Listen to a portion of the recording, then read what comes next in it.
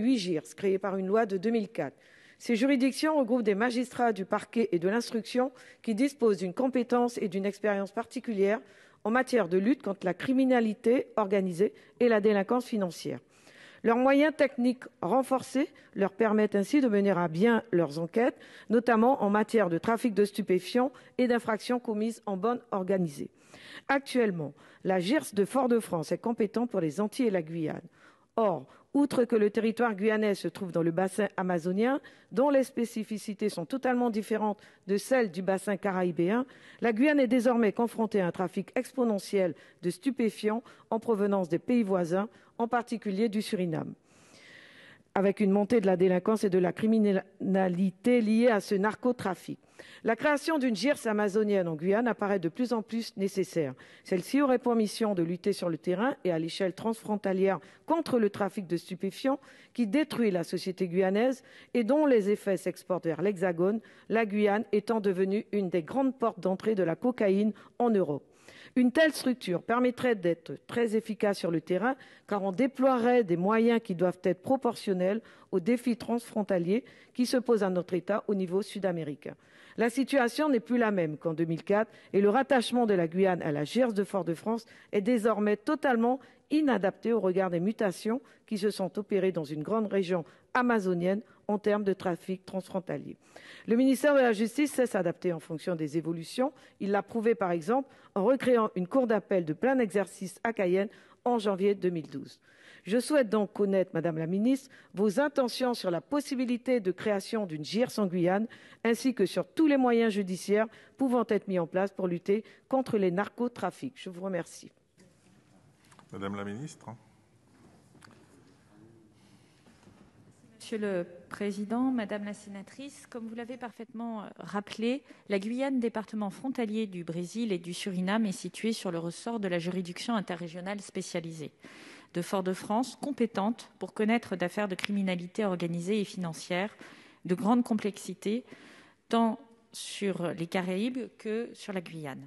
Cette organisation se traduit par une prise en charge effective de la délinquance organisée guyanaise, notamment le narcotrafic, dont vous dénoncez à juste titre les ravages. La lutte contre ces trafics illégaux est une priorité de la politique pénale du ministère de la Justice. Et le ministre de la Justice s'excuse mais s'exprime par ma voix et je partage vos légitimes préoccupations. Très concrètement, vous avez raison. Le nombre d'affaires de Guyane suivies par cette juridiction de Fort-de-France a nettement augmenté depuis 2004.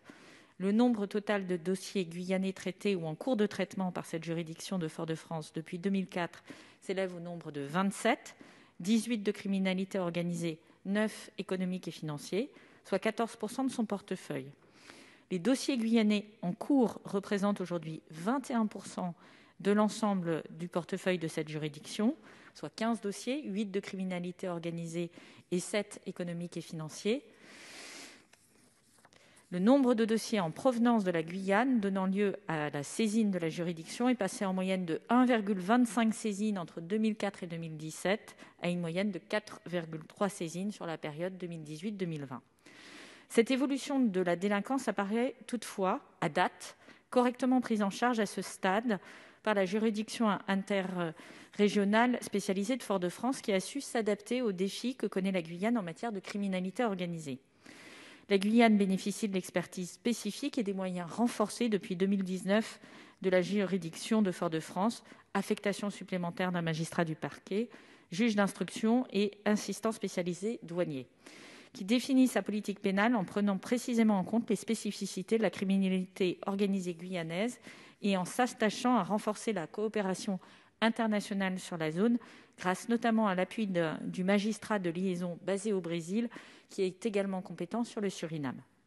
Enfin, le périmètre de compétence d'une juridiction interrégionale spécialisée, par construction, s'inscrit sur un espace interrégional et une création se limitant au seul département de la Guyane serait contradictoire avec l'objet même de cette organisation judiciaire qui vise à mutualiser les moyens en donnant une taille critique au ressort de chaque juridiction afin d'en améliorer l'efficacité. Pour toutes ces raisons, il n'est pas à ce stade envisagé de créer une telle juridiction spécifique en Guyane qui risquerait d'amoindrir la juridiction interrégionale spécialisée de Fort-de-France qui opère sur la Guyane et les Antilles françaises.